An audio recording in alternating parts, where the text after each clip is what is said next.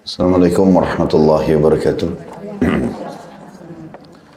Alhamdulillah, selalu saja kita memuji Sang Pencipta Allah atas segala nikmat yang dilimpahkan kepada kita.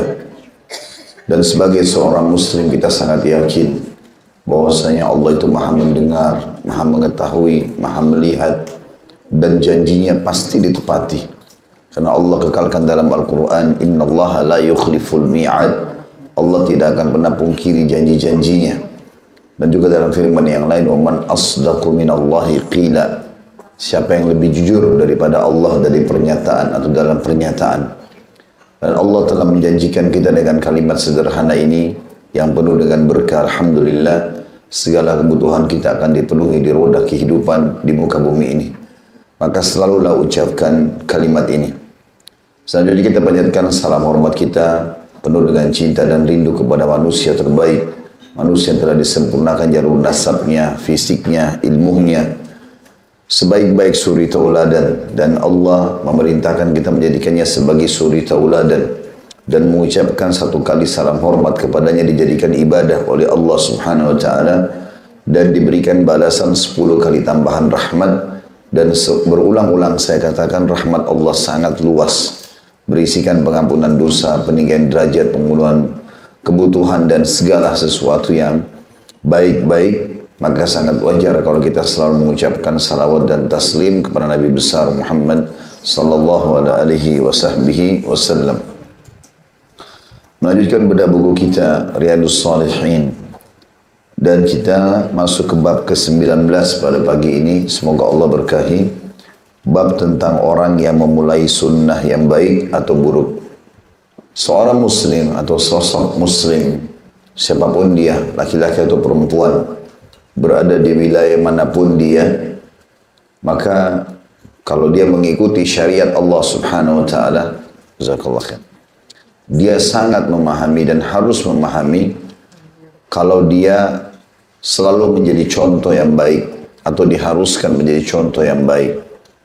Selain itu perintah Allah Subhanahu wa taala, juga karena memang Allah Subhanahu wa taala menjanjikan pahala yang sangat besar dari contoh-contoh yang baik yang kita ajarkan kepada orang. Yang penting contoh itu dipandang baik dalam syariat. Tentu tidak semua contoh. Kalau contoh itu buruk dan tolok ukurnya buruk karena dipandang buruk oleh syariat kita, maka tentu saja itu tidak baik. Dan kalau kita menjadi contoh dalam keburukan, kita akan panen dosanya. Tapi kalau kita jadi contoh dalam kebaikan yang dipandang baik dalam syariat, maka kita akan panen pahala semua orang yang mengikuti kita. Dan hal ini adalah kesempatan emas bagi setiap muslim untuk melipat gandakan pahalanya dan meninggikan derajatnya di surga. Karena kalau saya ke masjid, saya akan dapat pahala sesuai dengan kadar keikhlasan.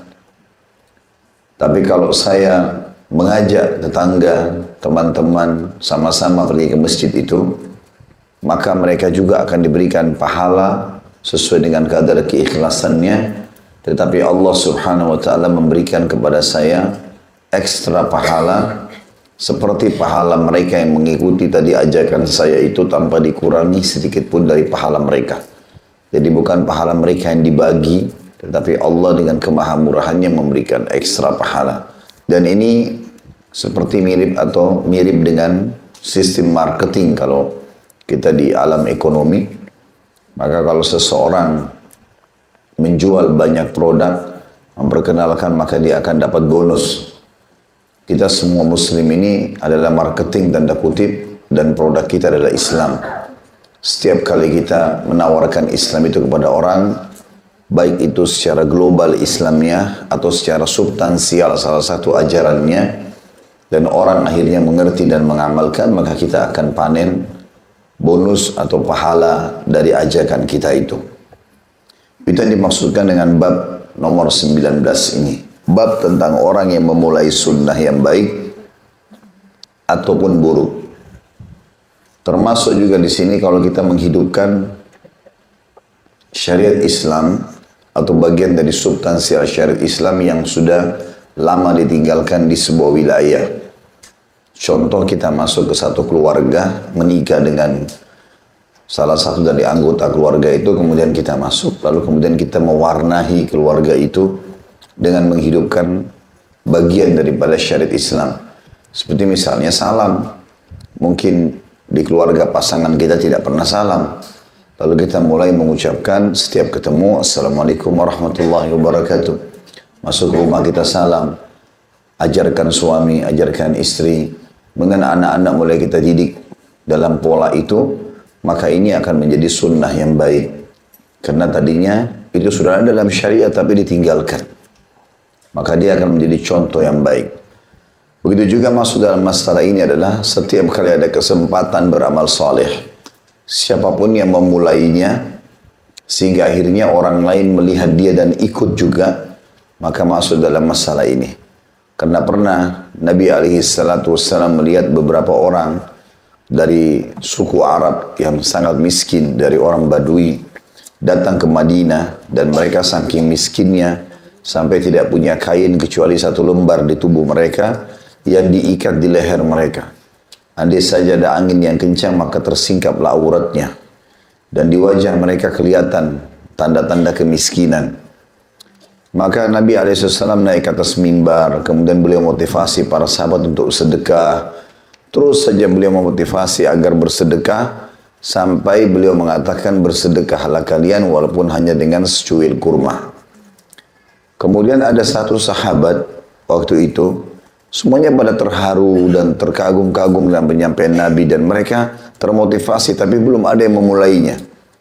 Maka ada satu sahabat berdiri, langsung spontanitas dia korek kantongnya, dia keluarkan semua apa yang dia punya, letakkan di hadapan Nabi SAW, ya Rasulullah, ini sedekah saya buat Allah dan Rasulnya. Maka setelah melihat kejadian tersebut, maka sahabat-sahabat di masjid berlomba-lomba mengikuti orang ini. Maka Nabi SAW mengatakan siapa yang menunjukkan pada kebaikan, maka dia akan mendapatkan pahala yang sama orang-orang yang mengikutinya tanpa dikurangi sedikit pun dari pahala orang yang mengikutinya itu. Jadi ternyata orang semua satu masjid sedekah karena dia memulainya. Oleh karena itu bergegas dalam merespon perbuatan amal soleh itu sangat baik. Ya, sehingga akhirnya orang-orang banyak mengikuti kita. Jadi jangan terlambat. Masuk juga dalam masalah ini adalah memberikan petunjuk kepada orang lain walaupun kita tidak mampu membantunya. Misal pernah ada orang yang datang kepada Nabi SAW dan dia susah hidupnya. Lalu dia mengatakan, ya Rasulullah, tolong bantu saya. Nabi SAW suruh dia pergi ke rumah istri-istri Nabi. Coba datang ke rumah istri saya si Fulana, tanya ada sesuatu enggak? Baru orang itu pergi ke rumahnya Aisyah. Aisyah mengatakan kami tidak punya apa-apa. Baik lagi ya Rasulullah, enggak ada. Nabi bilang coba ke rumahnya Hafsah. Rumahnya Hafsah juga sama. Hampir semua istri Nabi waktu itu enggak punya apa-apa yang untuk diberikan pada hari itu. Maka orang itu pun kembali lagi mengatakannya Rasulullah, mereka semua tidak ada punya apa-apa untuk diberikan kepada saya. Kata Nabi SAW, cobalah pergi kepada si Fulan. Ada orang Ansar, orang kaya kebetulan. Nabi bilang pergi ke sana. Bilang saya yang suruh. Maka orang ini pun datang ke sana dan dibantu oleh orang tersebut. Maka kata Nabi SAW, siapa yang menunjukkan pada kebaikan, dia akan dapat pahala sama dengan orang yang melakukannya. Jadi kalau kita tidak bisa membantu, karena kita bukan ahli di bidang itu, maka alihkan kepada orang yang ahli di bidangnya. Kapan dia orang ini mendapatkan solusi dari panduan kita saja, itu sudah cukup.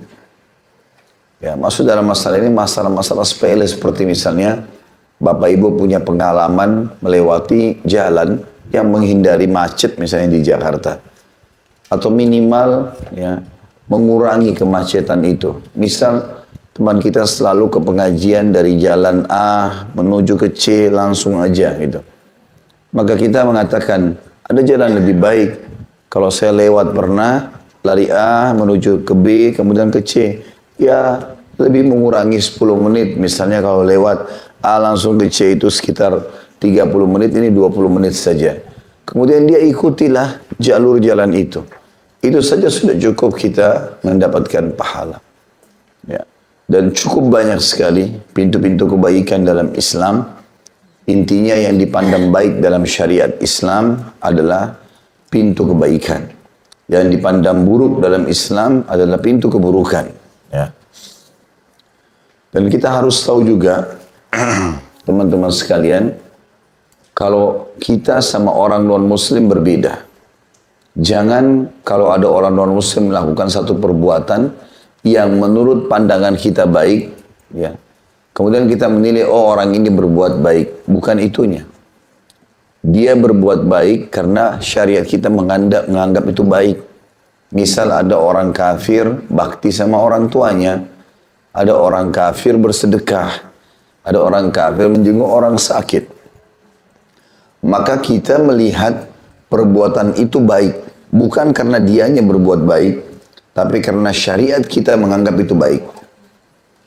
Untuk lebih jelasnya, makanya kalau mereka menganggap umur 18 tahun sudah boleh mabuk-mabukan, sudah boleh seks bebas, sudah boleh membantah orang tuanya, bahkan menuntut di pengadilan, kalau dia tidak setuju dengan orang tuanya misalnya, maka ini Islam menganggap buruk. Gak ada perzinahan dalam Islam, tidak ada minuman keras. Jadi kita melihat itu buruk karena agama kita menganggap buruk. Jadi tolok ukurnya adalah syariat Allah Subhanahu wa taala dan bukan perilaku seseorang.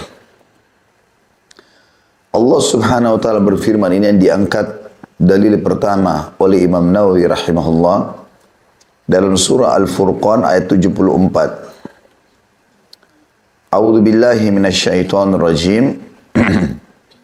وَالَّذِينَ يَقُولُونَ رَبَّنَا هَبْ لَنَا مِنْ أَزْوَاجِنَا وَذُرِّيَّاتِنَا قُرَّةَ أَعْيُنٍ وَاجْعَلْنَا لِلْمُتَّقِينَ إِمَامًا. Dan orang-orang yang selalu berkata dalam doanya, wahai Tuhan kami, anugerahkanlah kepada kami pasangan kami dan keturunan kami sebagai penyejuk pandangan kami, dan jadikanlah kami pemimpin bagi orang-orang yang bertakwa. Makna daripada ayat ini hubungannya dengan bab kita adalah potongan, jadikanlah keturunan dan pasangan kami penyejuk pandangan kami. Artinya selalu melakukan kebaikan-kebaikan. Dan doa ini kalau kita panjatkan, baik orang yang sudah punya pasangan atau belum punya pasangan, dia panjatkan, kemudian Allah kabulkan, sehingga akhirnya pasangan dan anaknya menjadi baik, dapat hidayah, dia panen pahala mereka. Ya. Jadi kalau ada tetangga yang belum pakai hijab, kita mengatakan, ya Allah berikanlah hidayah. Kalau ada orang yang belum sholat, ya Allah berikanlah hidayah. Kalau doa kita diijabah dan dia akhirnya tersentuh untuk sholat, tersentuh untuk mengerjakan ibadah atau meninggalkan larangan, maka secara otomatis kita panen pahalanya. Ya. Itu makna daripada atau relevansi antara doa ini dengan bab kita. Ya. Begitu juga kita mengatakan, dan jadikanlah kami pemimpin bagi orang yang bertakwa, maksudnya jadikanlah kami orang yang paling bagus kualitas ibadahnya, sehingga kami menjadi contoh. Imama artinya contoh. Supaya kami menjadi contoh, jadi orang lain ikutin, dan akhirnya kita panen pahalanya. Makanya doa ini sangat dianjurkan oleh para ulama untuk dirutinkan oleh setiap muslim dan muslimah setiap harinya. Baik sudah berumah tangga ataupun belum berumah tangga. Ya. Kita minta agar pasangan kita semuanya dan anak-anak kita menjadi orang-orang yang baik. Dan doa ini sangat besar efeknya. Kalau Allah SWT ijabah, maka bisa jadi baik pasangan dan anak-anak kita. Dan kita panen pahalanya. Begitu juga dengan kita minta agar menjadi imam atau petunjuk bagi seluruh orang. Sehingga kita panen pahala-pahala mereka. Dalil yang kedua, dalam surah Al-Anbiya ayat 73, A'udzu billahi minasyaitonir rajim, wa ja'alnahum a'immatan yahduna bi amrina lamma sabaru. Artinya, dan kami menjadikan mereka sebagai pemimpin-pemimpin yang memberi petunjuk dengan perintah kami. Artinya, kalau kita minta kepada Allah Subhanahu wa taala, memohon kepadanya agar kita bisa menjadi petunjuk bagi orang lain sehingga kita panen pahala mereka, maka itu yang kita harapkan. Ya. Urwa bin Zubair rahimahullah, seorang ulama tabi'in yang masyhur. Beliau pernah duduk sama beberapa sahabat-sahabatnya, di antaranya itu kakak kandungnya sendiri, Abdullah bin Zubair, ya. Kemudian juga ada sahabat dekatnya, Abdul Malik bin Marwan. Mereka duduk 4 orang, empat-empatnya semua anak-anak yang masih muda, anak-anak muslim yang cerdas, duduk dekat Ka'bah selepas sholat asar di hari Jumat. Dan ini waktu mustajab doa. Maka salah satu di antara mereka berkata, kenapa kita tidak berangan-angan dan memohon kepada Allah masing-masing hajat kita? Mumpung depan Ka'bah, hari Jumat, waktu sore hari habis asar, mustajab doa. Maka Abdullah bin Zubair berkata radhiyallahu anhu, saya berharap agar Allah menjadikan saya sebagai khalifah. Minta jadi raja. Waktu itu masih muda. Gitu ya. Minta sesuatu yang besar kepada Allah yang maha besar. Maka adiknya berkata, saya berharap bisa menjadi gubernur untuk 2 Irak. Irak dan Iran. Ya. Atau wilayah Persia. Terus Abdul Malik bin Marwan berkata, waktu lihat adik kakak ini harapannya menjadi pemimpin, dia bilang kalau begitu, saya berharap menjadi pemimpin muslimin, khalifah muslimin yang lebih luas lagi, kata Abdul Malik. Tinggal satu orang yang diam, namanya Urwah, rahimahullah. Urwah bin Zubair, adiknya Abdullah bin Zubair tadi, tapi dia diam saja. 3 orang teman-teman dan saudaranya ini mengatakan tadi, semuanya berhubungan dengan masalah jabatan politik. Maka mereka bertiga bilang, kalau kau Urwah apa harapanmu? Dia bilang, harapan saya, Allah memberikan saya ilmu agama, saya faham, saya amalkan dan saya ajarkan. Sehingga bisa menjadi amal jariah buat saya. Dan subhanallah Allah kabulkan semuanya. 4-empatnya dapat apa yang mereka mau. Abdullah bin Zubair sempat menjadi khalifah walaupun cuma beberapa waktu, beberapa bulan. Ya, karena dia menjadi khalifah atau menobatkan diri dan dibaiat oleh orang-orang di Hijaz, Mekah dan Madinah, dan di Mekah menjadi kerajaannya dia dulu. Tapi dia dibunuh di tangan Hajjaj bin Yusuf. Ya. Kemudian adiknya yang berharap jadi gubernur di 2 Irak atau di wilayah Persia diangkat oleh Abdullah bin Zubair menjadi gubernur di situ.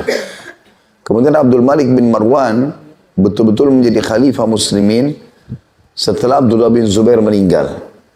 Dan Urwah bin Zubair rahimahumullah betul-betul menjadi ulama Islam dan bahkan menjadi 7 ulama dan Al-Quran, ulama Quran dari penduduk Madinah. Maka seseorang memohon kepada Allah subhanahu wa ta'ala agar dia dijadikan sebagai petunjuk bagi orang lain. Itu sangat baik. Petunjuk bagi orang lain ini bisa karena lisan kita mengucapkan, bisa juga memang karena kita sendiri sudah menerapkan. Kalau Bapak Ibu sudah menerapkan sebuah perintah agama dan ikhlas karena Allah subhanahu wa ta'ala, Allah bisa menjadikan itu sebab petunjuk orang. Berapa banyak orang yang datang atau ketemu dengan orang-orang lain, kemudian lagi duduk ngobrol, tiba-tiba waktu sholat. Lalu dia bilang sama teman-temannya, sudah azan, saya mau sholat dulu ya. Dia nggak bilang sama teman-temannya, ayo sholat. Dia cuma bilang, saya mau sholat ya. Saya berdiri nanti saya kembali. Lalu dia berdiri sholat. Itu kalau dia ikhlas mengerjakan sholat itu, Allah bisa memberikan hidayah kepada teman-temannya yang sedang duduk. Oh ya kita sholat juga. Apalagi kalau dia bilang, sholatlah misalnya. Ya.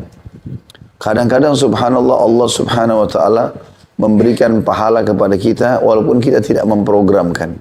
Ya. Yang penting teman-teman kita ikhlas dalam menerima dan mengerjakan ibadah itu. Allah subhanahu wa ta'ala akan berkahi. Dan di antara doa salafus salih, mereka sering mengatakan, Allahumma hdini wahdi bi. Ya. Ya Allah, berikanlah aku petunjuk dan jadikanlah aku penyebab orang lain dapat petunjuk. Allahumma hdini wahdi bi.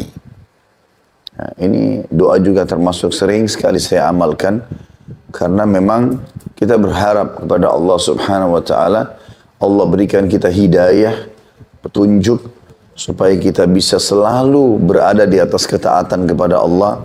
Kalau kita lalai, Allah Subhanahu wa taala ingatkan kita dengan hikmahnya, dengan kemahamurahannya dan kelembutannya, dan kita juga menjadi petunjuk bagi orang lain. Jadi tidak cukup kita amalkan sendiri, tetapi kita juga menjadi petunjuk bagi orang lain. Ini juga diambil daripada hikmah dua ayat tadi yang sudah kita bacakan. Bagaimana kita memohon kepada Allah Subhanahu wa taala agar menjadi penyebab orang lain mendapatkan petunjuk. Ya, kesimpulannya, jadilah orang yang mengamalkan kebaikan yang dipandang baik dalam syariat, ya, sehingga dan ajaklah orang lain sehingga orang lain bisa kita panen atau bisa dipanen atau bisa terpanenkan pahala mereka. Kita akan masuk sekarang ke hadis pertama di dalam bab kita ini. Tepatnya hadis dari awal bab bahasan kita nomor 176. Dari Abu Amr Jarir bin Abdullah radhiyallahu anhu, beliau berkata, "Kunna fi sadrin nahari 'inda Rasulillah sallallahu alaihi wasallam. Faja'ahu qaumun 'uratun mujtabin nimari awil aba'i mutaqallidis suyuf. Ammatuhum min mudar. Bal kulluhum min mudar. Fatama'ara wajhu Rasulillah sallallahu alaihi wasallam. Fatama'ara wajhu Rasulillah sallallahu alaihi wasallam lima ra'a bihim min al-faqah. Fadakhala thumma kharaj. Fa'amara Bilalan fa'adhana wa aqam. Fasalla thumma khatab. فقال يا أيها الناس اتقوا ربكم الذي خلقكم من نفس واحدة إلى آخر الآية إن الله كان عليكم رقيبا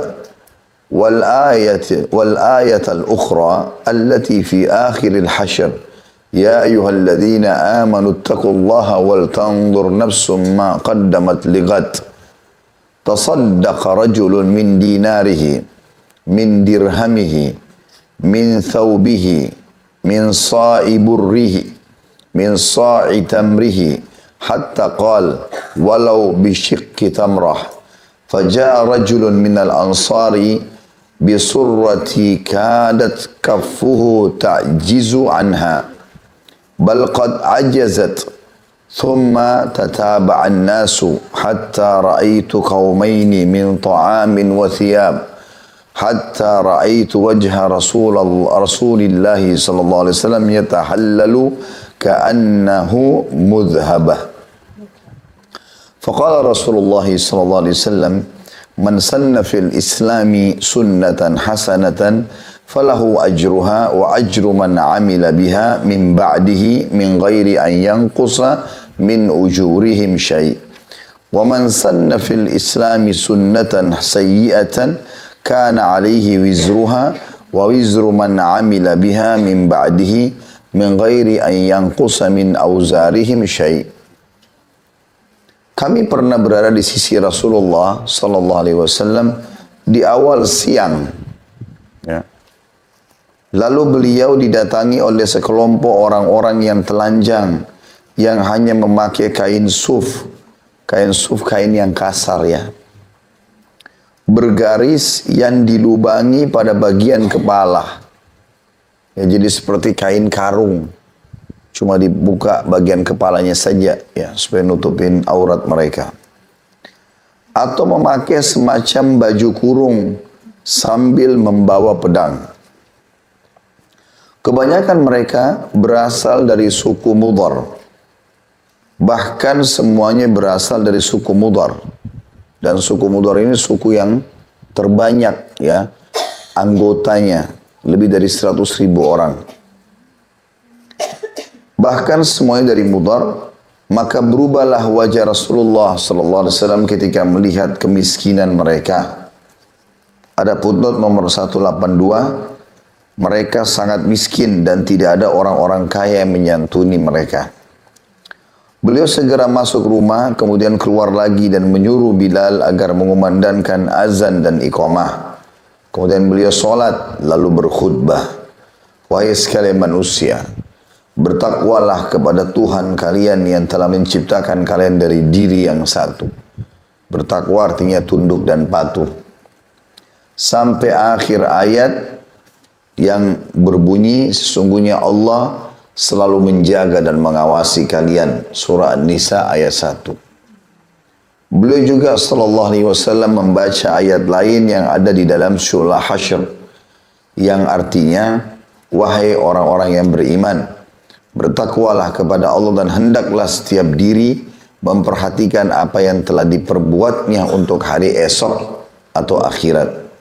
Surah Al-Hasyr ayat 18. Hendaklah seseorang bersedekah dari uang dinarnya dan dirhamnya, dari pakaiannya, dari gantangan gandumnya, dan dari gantangan kurmahnya.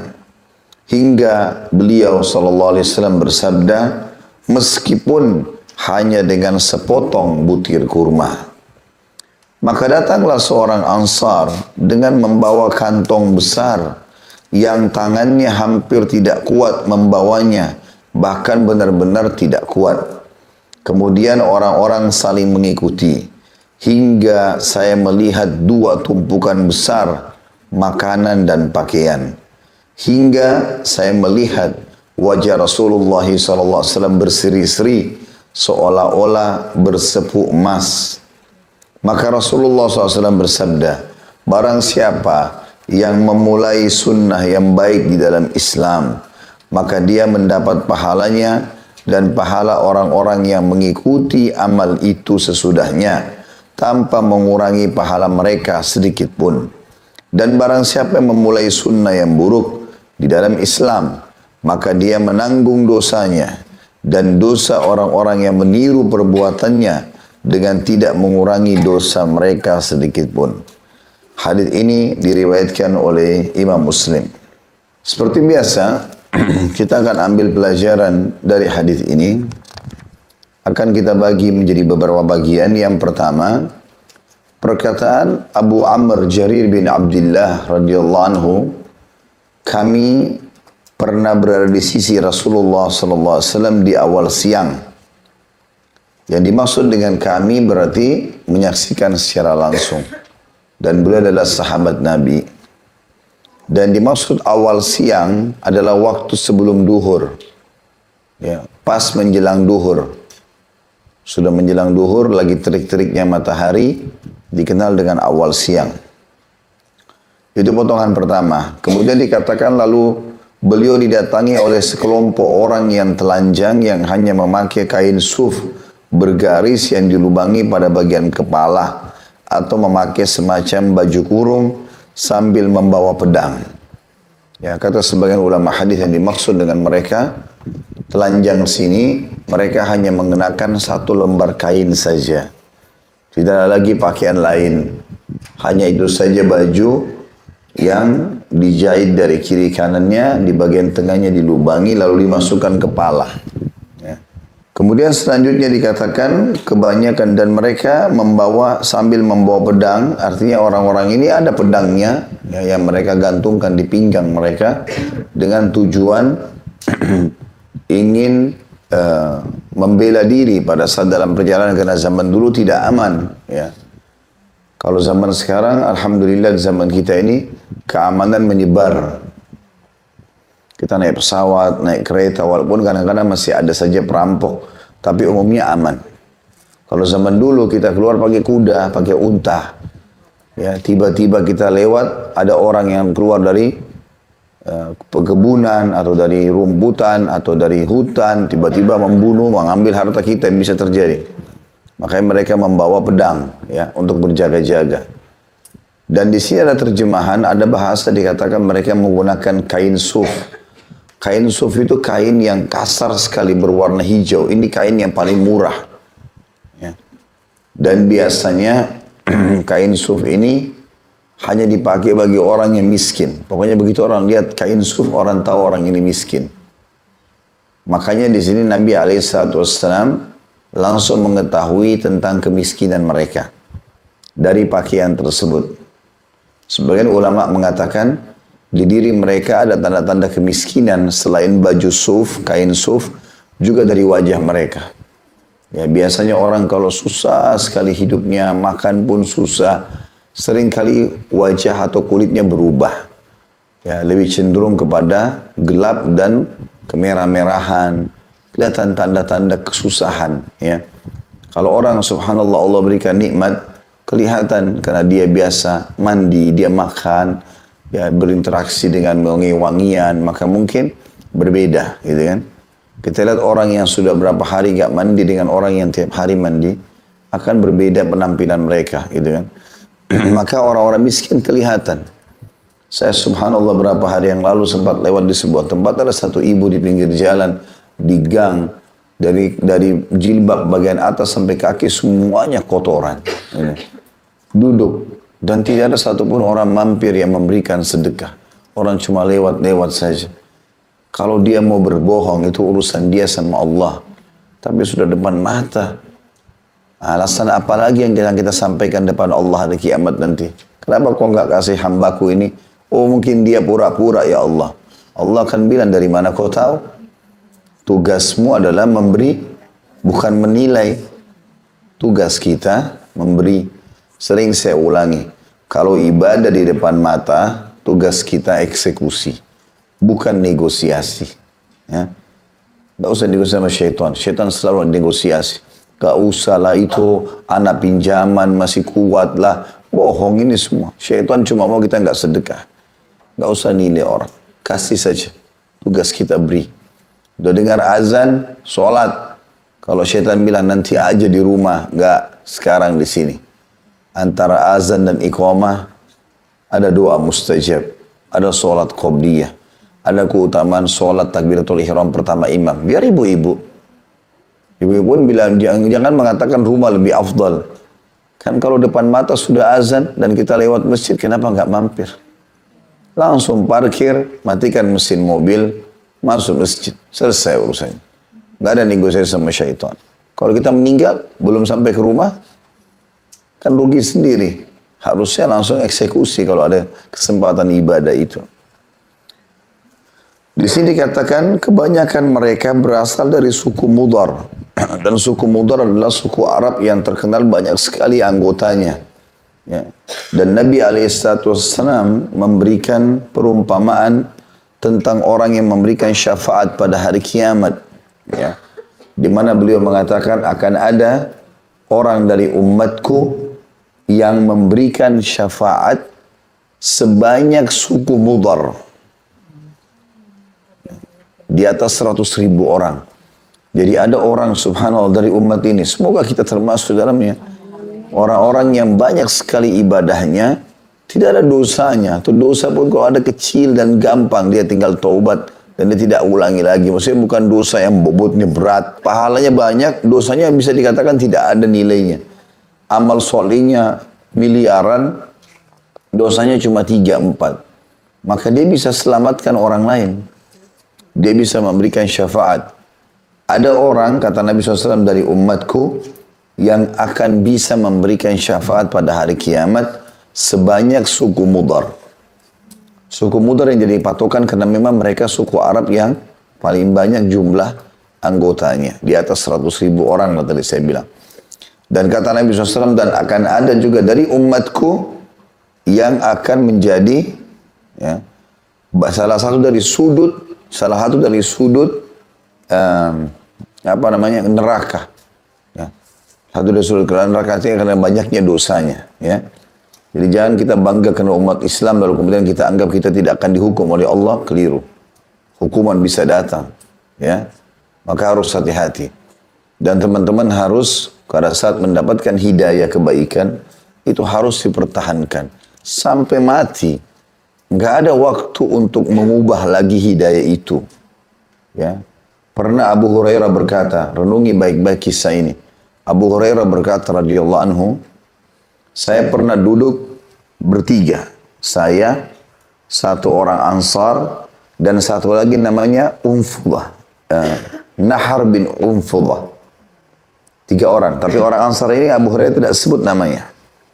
Waktu kami lagi duduk ngobrol bertiga, tiga-tiganya penuntut ilmu, sahabat Nabi, ibadahnya bagus tiga-tiganya. Maka tiba-tiba Nabi SAW lewat, Nabi mengatakan, sungguh salah seorang di antara kalian bertiga ini, nanti gigi gerahamnya di neraka lebih besar daripada gunung Uhud. Artinya ada di antara kalian akan masuk neraka nih. Ini sahabat Nabi. Tapi Abu Hurairah bilang, kami tidak nanya siapa itu. Karena takut. Tapi saya betul-betul semenjak Nabi sebutkan saya ketakutan. Kenapa? Karena 2 orang ini, Ansar sama si Nahar ini, dua-duanya ahli ibadah. Penuntut ilmu, hafal Quran. Gitu kan? Akhirnya, kata Abu Hurairah, berjalan waktu, orang Ansar, kami ikut jihad, orang Ansar ini mati syahid. Maka tinggal saya sama Nahar nih. Ya. Dan Nahar ini orang yang langsung mengambil Al-Quran dari Ubay bin Ka'ab. Tahu Ubay bin Ka'ab, teman-teman sekalian? Ubay bin Ka'ab ini yang Nabi pernah bilang, wahai Ubay, Allah memerintahkan saya untuk menyuruhmu baca Quran kepadaku. Maksudnya karena bacaannya bagus, Nabi disuruh dengar bacaannya Ubay. Kata Ubay, ya Rasulullah, Allah sebut namaku. Kata Nabi SAW, iya. Maka Ubay nangis. Ubay ini ahli Al-Quran. Hafal 30 juz, bacanya bagus. Ini Nahar sama Abu Hurairah muridnya. Ubay ini.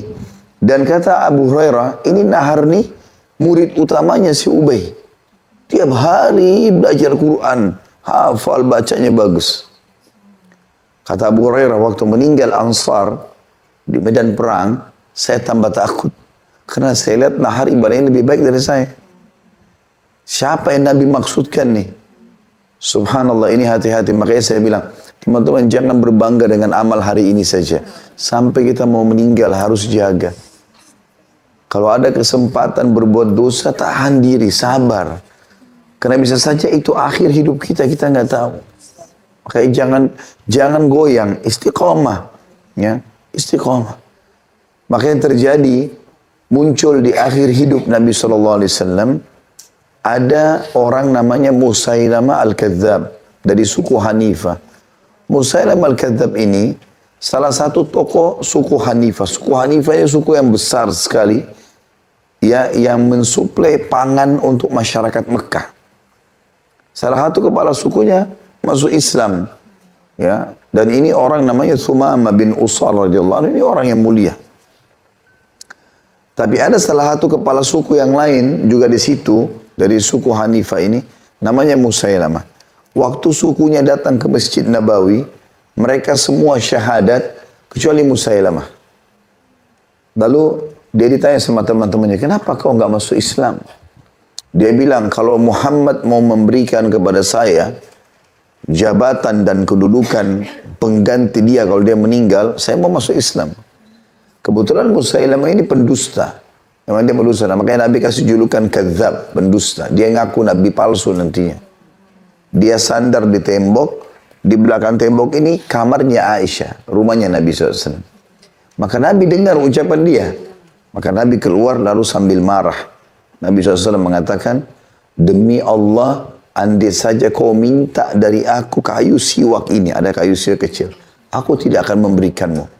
Dan ketahuilah, ya sesungguhnya aku telah yakin atau aku sangat yakin, kata Nabi SAW, kaulah yang telah aku mimpikan. Ya. Maka orang itu diam, semuanya orang-orang sudah diam, pulanglah suku Hanifah ini, semua masuk Islam kecuali Musailamah ini. Para sahabat bilang, ya Rasulullah, kenapa tadi anda bilang mimpi? Lihat Musailamah, kenapa anda tunjuk dia? Kata Nabi SAW, saya melihat Jazirah Arab ini tunduk semua di tangan umatku. Ya, orang-orang Arab ini masuk Islam semuanya, gitu kan? Kecuali ada 2 orang. Ya, saya mimpi, saya memegang emas ya di Jazirah Arab ini, itu menandakan mereka masuk Islam, dan ada 2 potongan emas yang lepas dari tanganku. Dan aku takwilkan adalah 2 pemimpin suku Arab yang tidak masuk Islam. Dan ini salah satunya. Orang ini salah satunya. Nanti ada dua orang yang mengaku nabi palsu di zaman Nabi, di akhir hidup Nabi. Musailamah pendusta ini al-kadzdzab, dan muncul juga ini di Yamamah, daerah Yamamah, dan ada satu al-Aswadul Unsi di negeri Yaman. Ya, dua-duanya yang mengaku nabi. Karena mereka lihat Nabi SAW mengaku nabi, dan nabi benar tentunya ya. Kemudian terkenal, pasukannya jadi kuat, orang banyak bergabung jadi kaya raya. Oh, berarti kita ngaku nabi bisa juga gini nih. Dia pikir gampang ngaku nabi gitu. Yang jelas teman-teman sekalian, pas Musailamah pulang ke sukunya, langsung dia menyurat ke Nabi. Dari Musailamah Rasulullah kepada Muhammad Rasulullah. Dia ngaku juga. Dia bilang, aku juga diutus sama Allah, sebagaimana kau diutus sama Allah. Maka bumi ini kita bagi dua. Kata Musailamah. Lalu Nabi SAW jawab dari Muhammad Rasulullah kepada Musailamah pendusta. Ketahuilah, ya, Allah memberikan hidayah kepada siapa yang dia inginkan. Dan bumi ini akan diwariskan kepada siapa yang dia inginkan. Ya, keselamatan, awal suratnya keselamatan bagi orang yang mengikuti, hidayah, petunjuk, ya, dan sesungguhnya Allah memberikan petunjuk siapa yang dia inginkan, dan bumi diwariskan kepada siapa yang dia inginkan.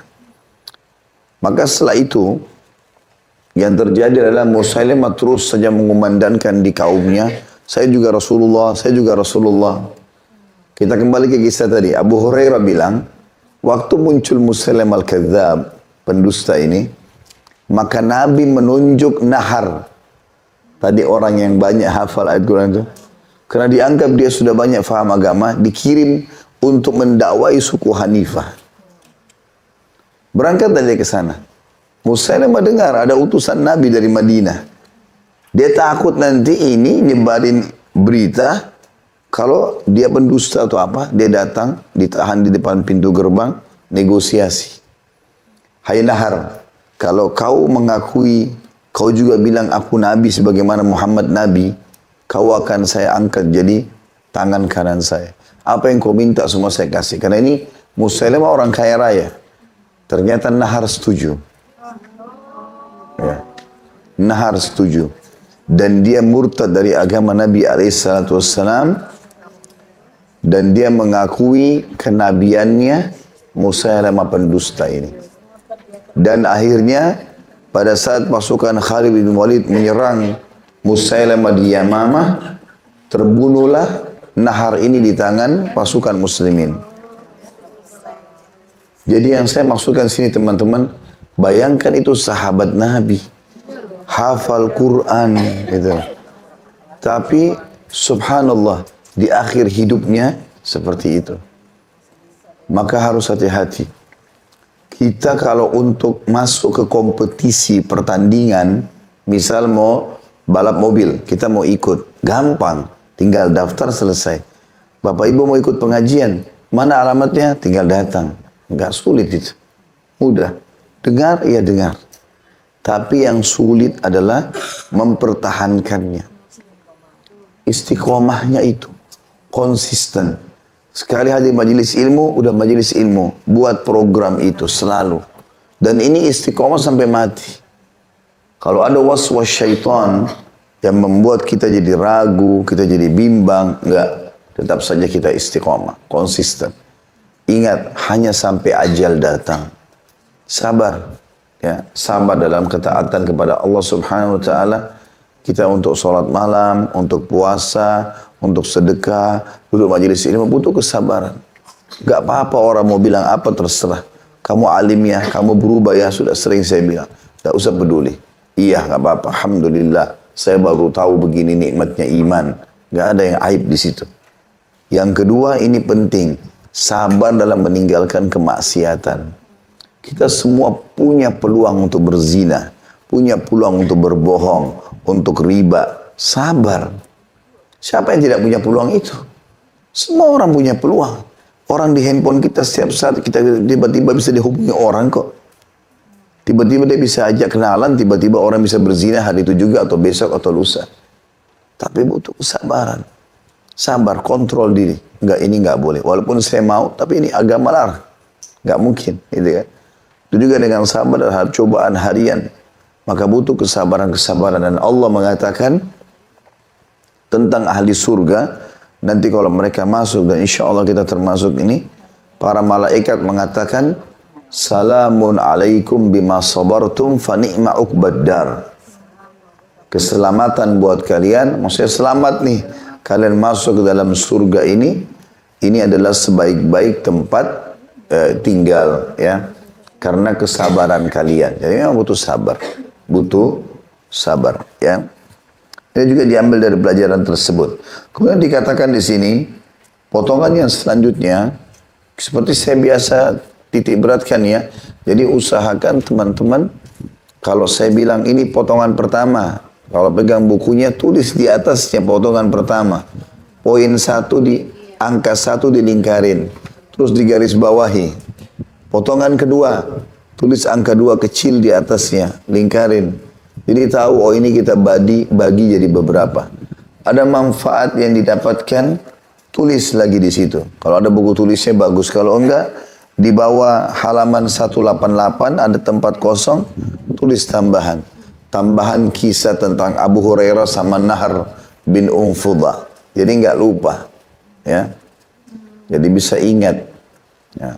Dan Nahar ini, misalnya kisah Abu Hurairah sama Nahar bin Unfudah, terus danda kurung Nahar bin Unfudah murtad dari Islam, gitu kan? Dan jadi pengikut Musailam al-Kadzab. Jadi ada tambahan informasi.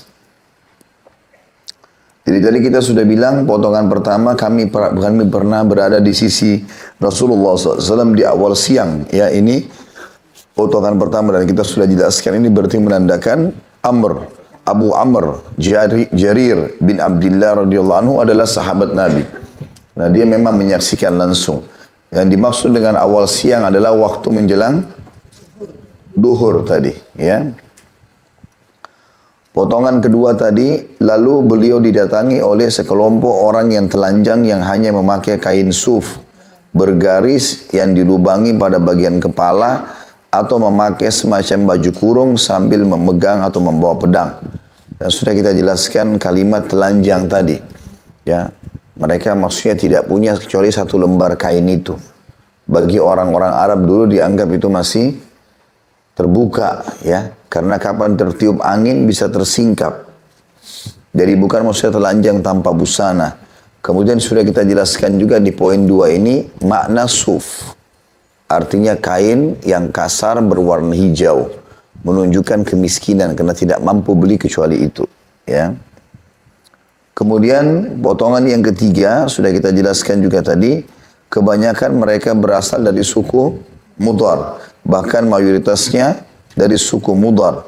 Dan suku Mudar suku Arab yang paling banyak anggotanya, dan sudah kita jelaskan hadis tentang syafaat, pertolongan.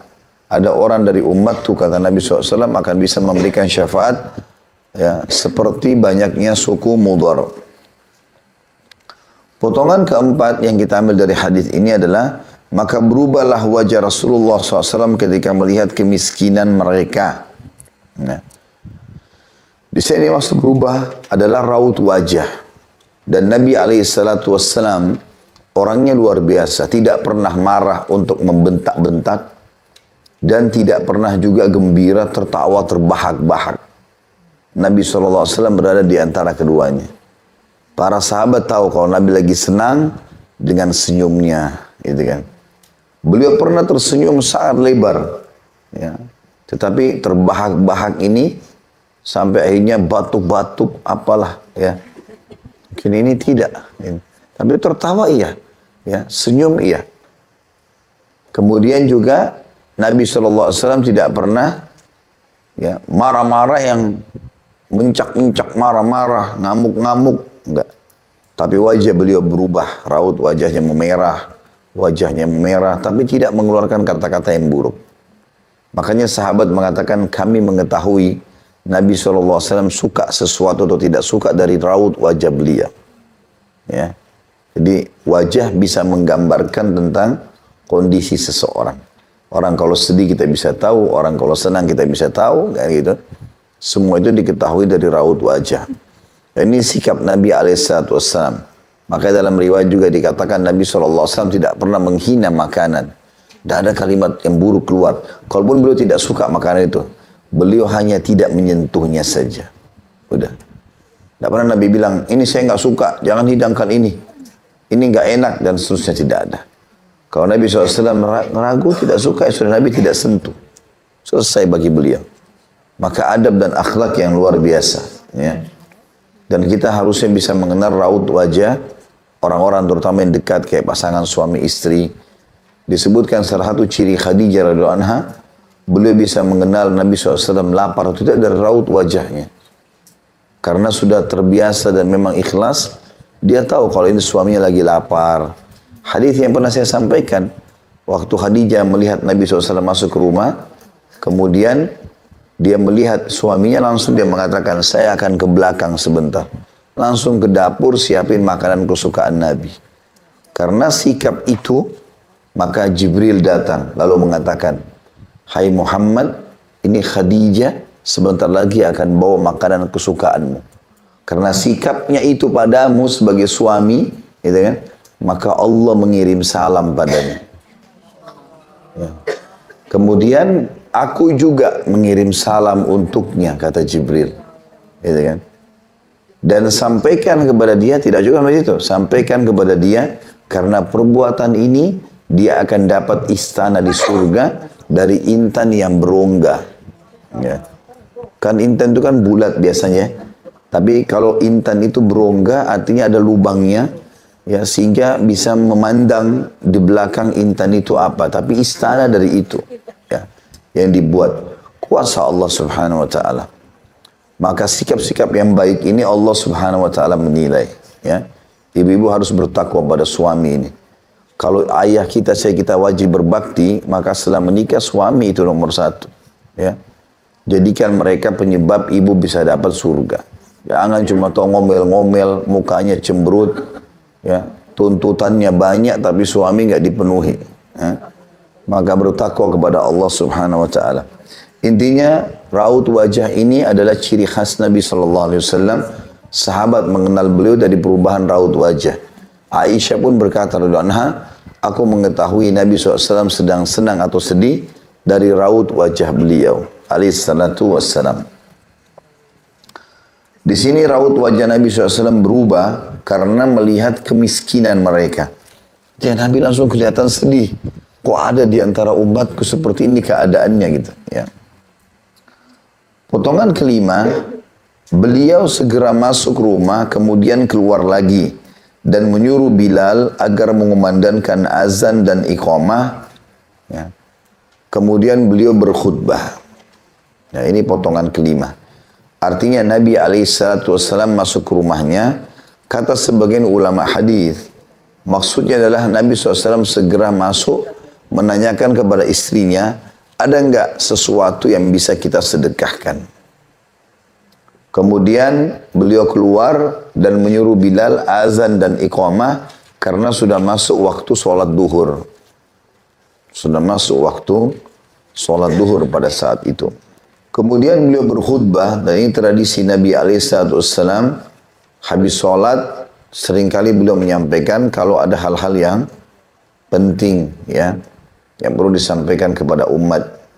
Selanjutnya, potongan yang keenam, isi khutbah Nabi SAW, beliau membacakan dua ayat dalam Al-Quran, surah An-Nisa ayat 1, yang artinya, wahai sekalian manusia, bertakwalah kepada Tuhan kalian yang telah menciptakan kalian dari jiwa yang satu, ya, dan menciptakan dari jiwa yang satu, ya, maksudnya Nabi Adam AS diciptakan dari jiwa yang satu, istrinya Hawa AS, dan telah banyak memberikan keturunan laki-laki dan perempuan dari keduanya. Sekali lagi bertakwalah kepada Allah dan jagalah hubungan silaturahim, sesungguhnya Allah senantiasa mengawasi kalian.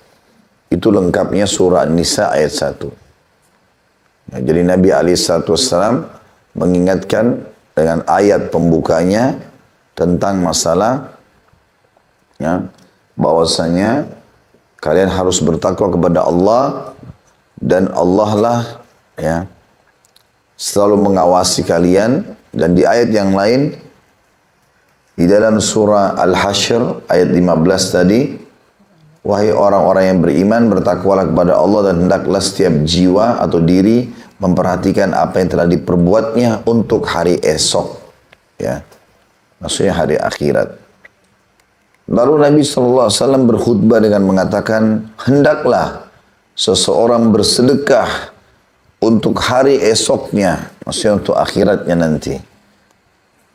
Dengan dinarnya. Dinar adalah mata uang yang terbesar pada saat dinar emas maksudnya.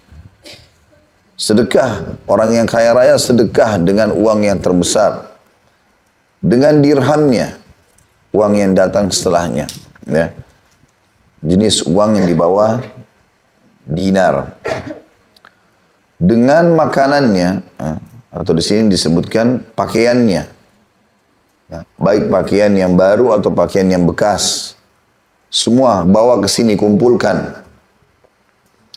Dari gantangan gandumnya, tangkainya. Ya. Bawa sama satu tangkai di sini. Dengan gantangan kurmahnya. Ya. Sampai beliau terus menyebutkan satu persatu jenis-jenis yang disedekahkan. Sampai beliau mengatakan meskipun hanya dengan sepotong butir kurma. Maknanya adalah kalau seseorang di antara kalian hanya punya di rumah satu butir kurma, nggak ada yang lain, potong dua. Bawa setengah ke sini, setengah dia makan. Ya, karena besarnya motivasi Nabi SAW untuk sedekah pada saat itu.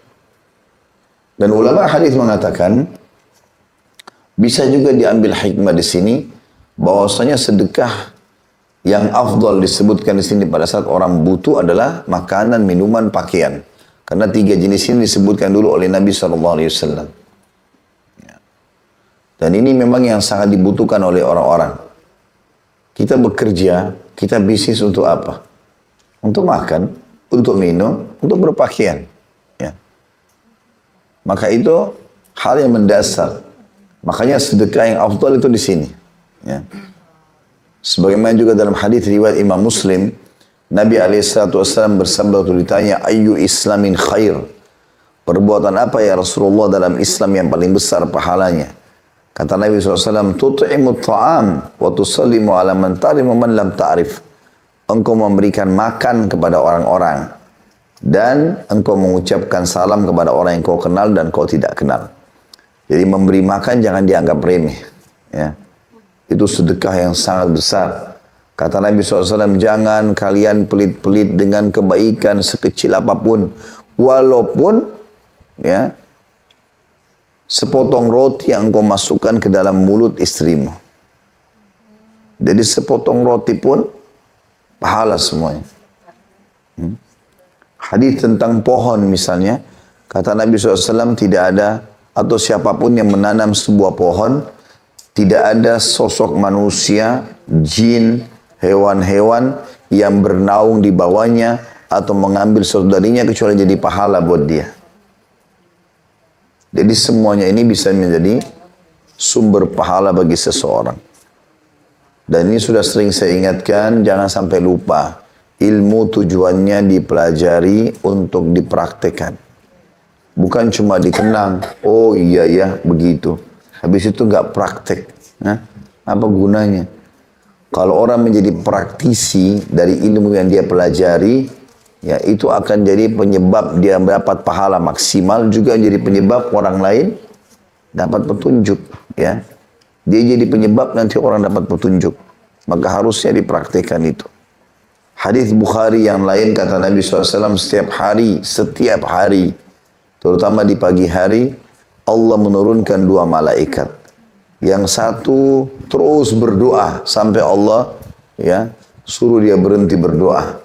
Dia mengatakan, ya Allah luaskan, lapangkan, tambahkan, berkahi rezeki orang yang bersedekah. Artinya tiap hari ini. Jangan bilang saya sudah sedekah minggu lalu, bulan lalu. Orang itu saya sudah pernah bantu. Itu dulu, udah dicatat. Hari ini, Bakhil, pelit. Penyakit jiwa ini bakhil. Kemudian yang satu lagi malaikat berdoa mengatakan, ya Allah binasakan orang yang bakhil. Kata ulama hadis, binasakan dirinya dan hartanya. Malaikat itu berdoa begitu. Ya, tidak boleh orang pelit-pelit. Tidak akan mungkin langgeng rumah tangga, persahabatan, partner bisnis kalau orang bakhil. Tapi kalau orang dermawan, ringan tangan, suka memberi, maka Allah mencintainya, pahalanya besar, dan juga otomatis ya orang juga menyukainya. Orang menyukainya. Jadi kalau kita lagi pergi makan sama teman-teman ke restoran, kita duluan ke kasir. Jangan saling duduk nunggu siapa duluan ke kasir nih. Gak mau traktir. Bakhil. Setiap temannya bawa makanan diincipi sama dia. Beli di mana? Beli di sana. Titip ya. Duitnya mana? Titip-titip.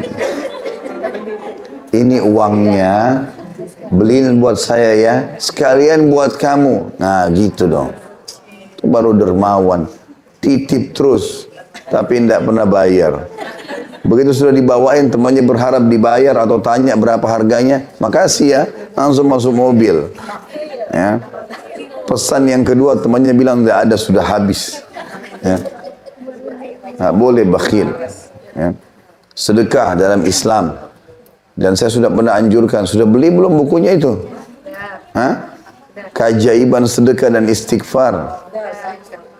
Sudah? Ini di sayap kiri saya sudah belum? Belum. Catat, beli. Ya. Benar nih, saya tagih nanti ya. Baca buku itu. Dan saya sudah pernah tablik akbar bedah itu.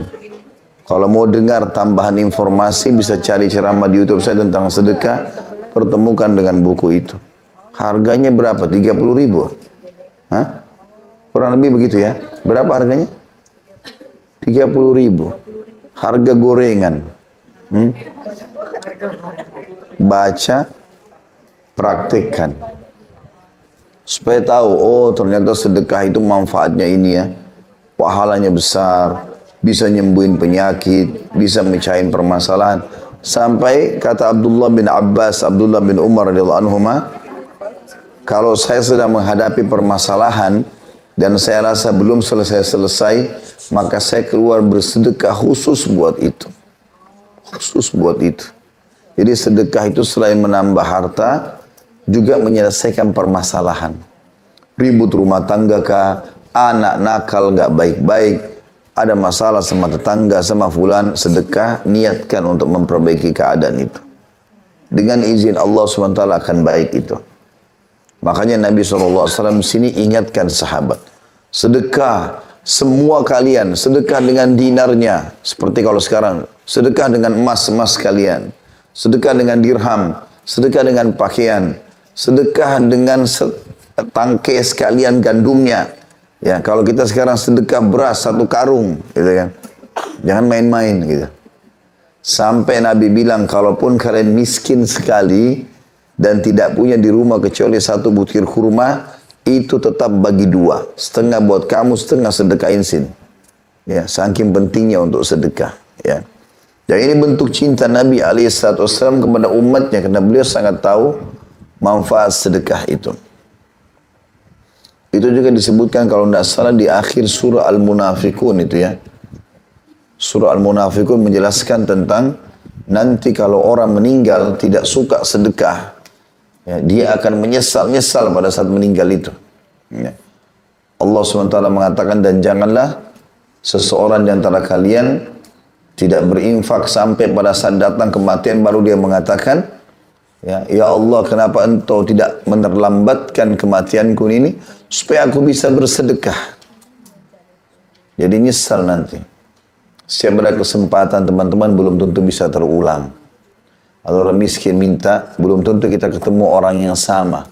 Berapa menit mampir itu? Mampir, berhenti. Siapa tahu, jangan riak, tapi siapa tahu pas kita turun berikan orang itu, Ada orang di belakang kita lihat, oh iya orang miskin ya. Lalu dia amalkan. Mungkin dia juga ajarkan ke orang lain. Bisa jadi amal jariah buat kita. Ingat, kalau kita kerjakan amal itu ikhlas karena Allah, saya bilang tadi ya, Allah bisa jadikan perilaku kita itu sebagai amal soleh nanti buat kita. Allah buat orang lain jadikan itu sebagai contoh. Tapi syaratnya jadi praktisi. Bukan teoritis saja ya. Tapi dia memang praktisi, dia mengamalkan itu. Itu potongan yang ke berapa tadi? Yang ke-6. Kemudian kita ambil potongan yang ke-7. Maka datanglah seorang Ansar dengan membawa kantong besar yang tangannya hampir tidak kuat membawanya. Bahkan benar-benar tidak kuat. Ya. Yang dimaksud di sini kantong besar, kata sebagian ulama hadis adalah kain yang besar, ya, kemudian ditumpuklah seluruh harta dia, lalu dia mengangkat dari 4 sisi kain itu, 2 sisi kanan kiri dipertemukan, depan belakang, kiri kanan lalu diangkat sama dia. Ya. Ini biasanya orang kalau mau mengangkat harta yang banyak zaman dulu seperti itu. Seperti kalau kita sarung, ditumpuk semua emasnya di situ, lalu semua sudutnya kita pertemukan, lalu kita angkat. Itu makna daripada hadis ini. Ya. Karena ada riwayat lain menguatkan ini, mengatakan, orang ini saking beratnya harta yang dia bawa, dia angkat, dia taruh lagi. Dia angkat, dia taruh lagi, karena beratnya. Ya. Dan ini karena semangat ingin bersedekah. Lihat bagaimana mereka bersedekah. Ya. Bukan seperti kita buka dompet cari uang yang paling kecil. Ya. 2.000 terus. Ya. 2.000 terus minta kesehatan, kekuatan, keturunan, selamat dari neraka, masuk surga. 2.000. Dan mulai sekarang kita harus belajar bersedekah yang belum pernah kita sedekah sebelumnya ya. Belajar itu. Misal, kita selama ini selalu 10.000 saja. Sekarang pindah ke 100.000. Sudah pernah 100.000, pindah sekarang ke 1 juta. Sudah pernah 1 juta, pindah ke 10 juta. Pindah ke 100 juta, pindah ke 1 miliar. Pindah. Harus ada prestasi. Masa di situ terus. Ya? Prestasi. Itu sebenarnya investasi yang pasti. Kalau Bapak Ibu ditawarkan oleh satu perusahaan investasi, dapat keuntungan dalam 1 pekan 10%. Ya. Baru 1 pekan, setiap hari. Pokoknya kalau kasih dapat 10%. Ya. Kita kasih 1 juta, dapat 1.100.000. Kita kasih 100 juta, dapat 110 juta. Setiap hari. Kita kasih sekarang, dapat sebentar sore. Kira-kira orang berlumba-lumba gak? Kayaknya sudah biasa untung besar ini ya. Jadi 10% tidak menarik. Baiklah, naikkan 50%. Kalau ada orang kasih, silakan investasi di perusahaan saya ini, setiap hari saya kasih 50%. 100 juta di 150 juta. 1 miliar jadi 1,5 miliar. Kira-kira menarik gak? Oh, sudah mulai tergoda. Tadi belum rupanya. Baik, kalau ada orang bilang 100%, sekarang jelas-jelas 100 juta dapat 100 juta lagi. Pagi masukin, sore dikasih.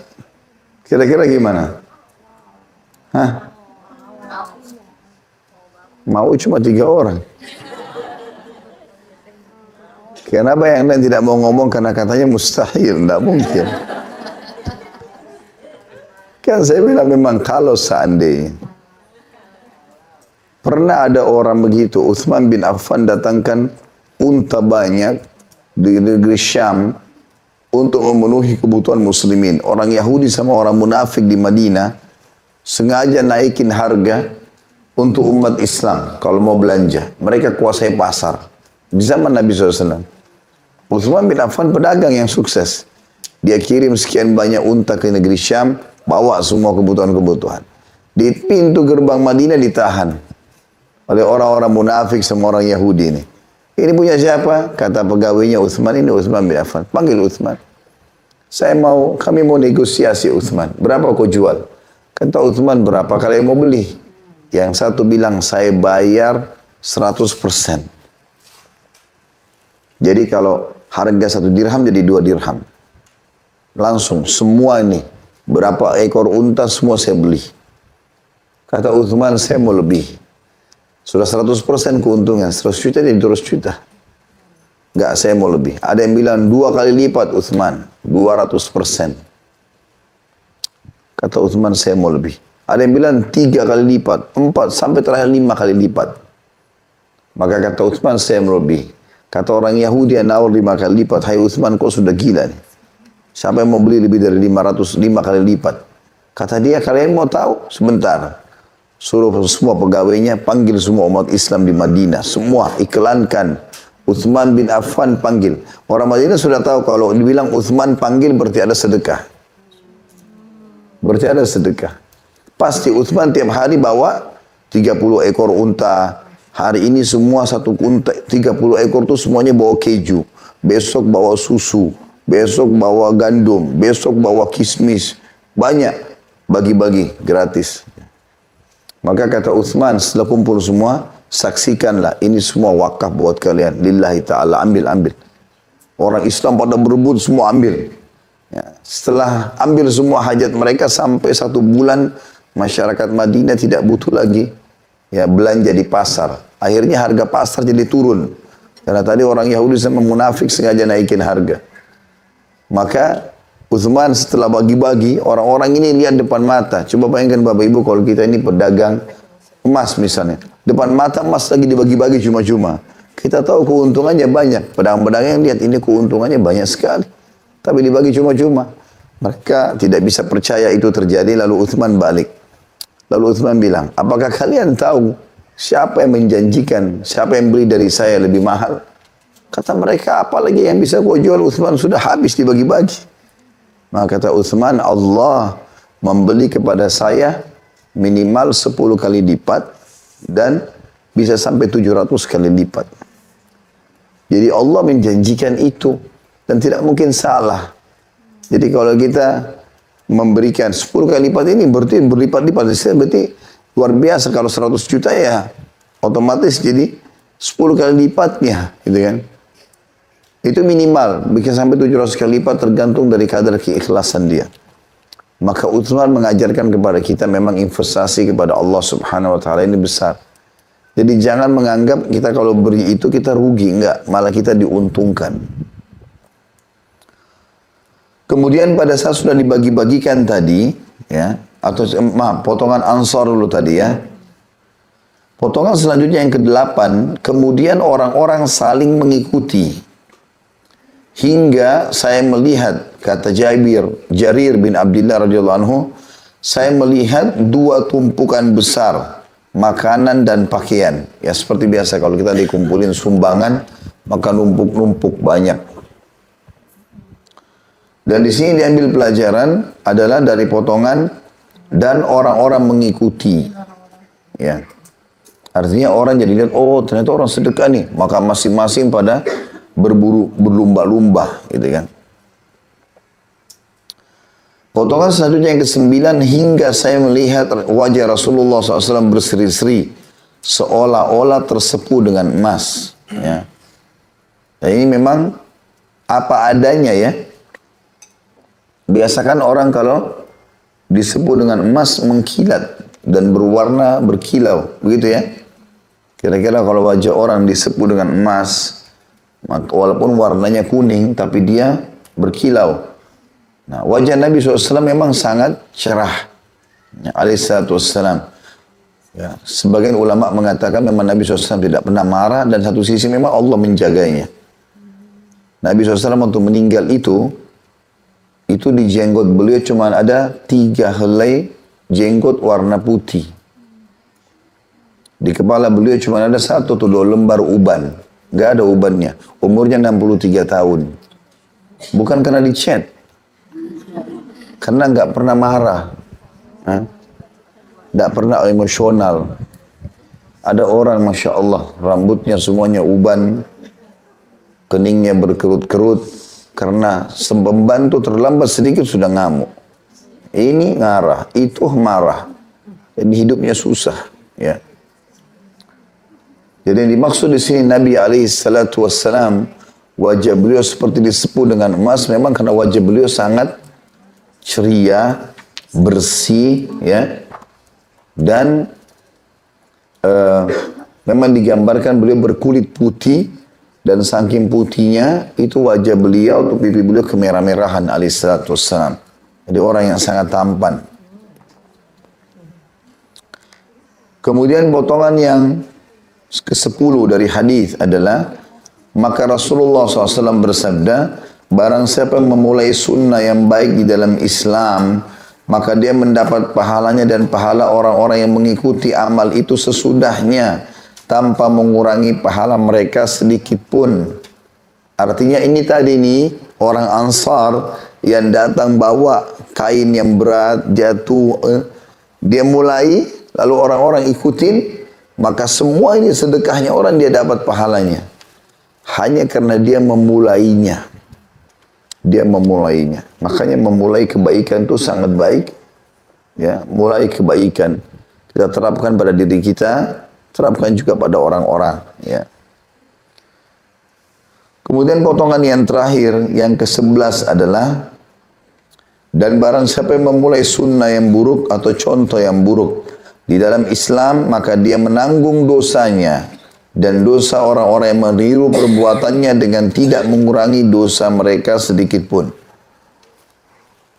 Jadi jangan pernah mengajarkan orang kemaksiatan.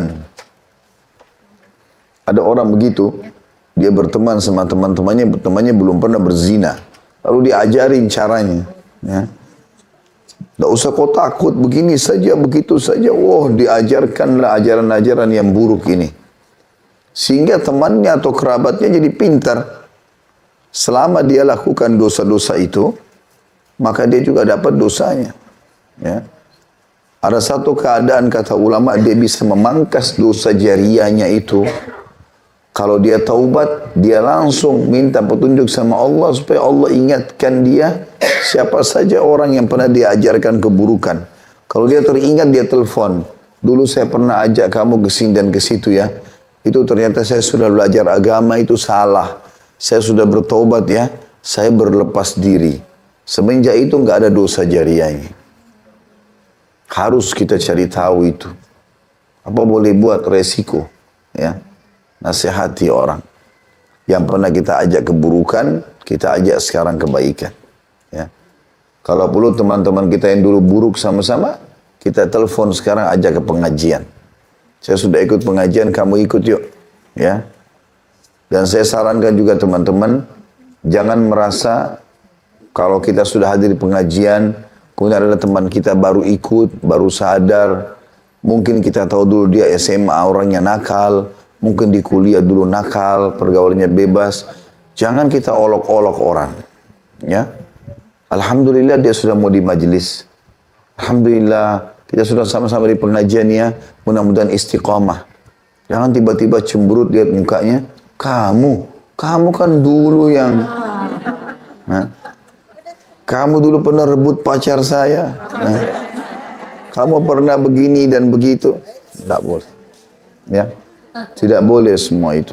Ya. Islam tidak melihat masa lalu orang. Islam melihat sekarang ke depan. Nggak ada masa lalu. Bapak ibu yang punya masa lalu yang kelam, tidak usah khawatir. Nggak usah peduli dengan masa lalu kita. Yang penting sekarang ke depan. Ya, yang bahaya itu kalau mati nggak sempat taubat. Ya, itu yang bahaya. Kalau sekarang ke depan, alhamdulillah. Walaupun dulu bagaimana keadaannya nggak usah peduli. Itu dulu. Umar bin Khattab dulu mau membunuh Nabi. Gitu kan? Sumamah dulu mau membunuh Nabi. Ikrimah dulu mau membunuh Nabi. Tapi akhirnya menjadi ulamanya sahabat. Umar bin Khattab. Ya. Sumamah menjadi tokoh masyarakat yang baik. Membela Islam. Begitu juga dengan Ikrimah. Menyumbang banyak hartanya dan mengatakan, ya Rasulullah, saya akan menyumbang sebanyak dulu saya nyumbang perangi Islam, gitu kan. Yang penting sekarang ke depan. Orang mau mengatakan dulu kan masa lalu kau begitu, itu dulu. Alhamdulillah saya sudah tobat. Nggak apa-apa. Nggak ada masalah. Walaupun itu sangat buruk. Ingat hadis yang orang pernah membunuh 99 jiwa. Ya. Dia datang kepada orang abid, ahli ibadah, tapi nggak punya ilmu. Saya sudah bunuh 99 jiwa, masih bisa tobat nggak? Siapa yang mau terima tobatmu? Akhirnya orang ini pikir nggak ada gunanya saya tobat nih. Tambah satu lagi. Jadi 100 korbannya. Termasuk orang itu. Kata Nabi SAW. Lalu dia datang kepada seorang alim. Lalu orang alim itu dikatakan kepadanya, saya masih bisa tobat gak? Saya bunuh 100 orang. Kata orang alim itu, siapa yang menahanmu dari rahmatnya Allah? Walaupun kau sudah bunuh 100 orang, Allah tetap ampuni asal kau tobat nasuha. Maka dia pun bertobat. Lalu kata orang alim ini, pergilah ke negeri ini. Di sana nanti kau bisa ya mengikuti orang-orang yang baik. Maka dengan niat ingin bertaubat dan ingin pergi ke negeri sana, tengah jalan dia mati. Meninggal, belum sempat tiba di lokasi tempat dia akan bertobat dan beramal saleh. Tapi dia sudah bertekad ingin melakukan itu semua. Maka Allah mengutus kepadanya 2 malaikat. Malaikat yang satu ingin membawa dia ruhnya ke surga, yang satu membawa ke neraka. Lalu 2 malaikat ini berebut satu sama yang lain. Maka Allah kata Nabi SAW utus malaikat yang ketiga. Lalu mengatakan kita ukur jarak lokasi. Kalau lokasi yang dia ingin pergi taubat lebih dekat dia ke sana, dia ikut malaikat rahmah. Ya, kasih sayang. Kalau dia lebih dekat dengan tempatnya dia dulu bermaksiat, maka berarti dia ikut dengan malaikat adab penyiksa. Ternyata Allah Subhanahu wa taala kata Nabi SAW memperdekat jarak ke negeri yang dia ingin taubat itu 1 jengkal. Maka dia pun dibawa oleh malaikat rahmah. Ya. Jadi Allah Subhanahu wa taala sangat senang dengan taubat hambanya. Tidak usah malu dengan masa lalu. Yang penting sekarang ke depan. Perubahan apapun yang terjadi, kalau ada olok-olok yang datang setelah itu, anggap itu pembersihan dosa kita. Gak ada masalah, ya. Tentu kalau ada, dan ingat, ini juga penting, jangan wariskan keburukan itu kepada anak-anak. Kalau bapak ibu sekarang baru kenal Al-Quran, baru kenal pengajian di umur 30 tahun, 40 tahun. Anak-anak kalau perlu di bawah 10 tahun sudah harus berinteraksi sama Al-Quran. Sudah tutup aurat, sudah sholat, sudah segala macam. Maka itu untuk menebus kesalahan kita. Ya. Insya Allah kalau anak kita bisa lebih baik dari kita, cucu kita akan lebih baik lagi. Cucunya lagi akan lebih baik dan seterusnya. Dan kita bisa jadi amal jariah karena kita memulai itu. Itu yang dimaksudkan tadi dengan hadis ini. Baik, selanjutnya hadis yang terakhir yang kita bahas adalah hadis yang kedua di bab kita. Nomor 177 dari Ibnu Mas'ud radhiyallahu anhu. Bahwa Nabi SAW bersabda, Laisa min nafsin tuqtalu zulman illa kana ala ibni Adam al-awwal kiflun min damiha. Li'annahu kana awwala man sannal qatla. Tidak ada atau tiada satu jiwa pun yang dibunuh secara zalim melainkan putra Adam yang pertama dulu. Ya, di sini ada footnote nomor 183, maksudnya Qabil yang telah membunuh Habil, putra Nabi Adam alaihissalam. Tidak ada satu jiwa pun yang dibunuh secara zalim sampai menjelang hari kiamat, melainkan putra Adam yang pertama dulu mendapat bagian dari dosa penumpahan darah itu, karena dialah orang pertama yang melakukan pembunuhan. Ya. Gara-gara dia dulu yang menjadikan contoh dan dinukil kisah-kisahnya. Oh, dulu Qabil membunuh Habil. Si Qabil ini panen terus dosanya semua pembunuhan sampai hari kiamat. Karena dia yang memulai itu. Dia memulai. Hadis ini mirip dari yang saya bilang. Makanya kita harus memangkas masa lalu kita yang buruk itu. Pangkas. Kalau kita pernah ajarkan orang yang buruk, telepon dia. Saya pernah ajarin kamu itu salah ya. Saya sudah taubat. Saya berlepas diri loh. Ya.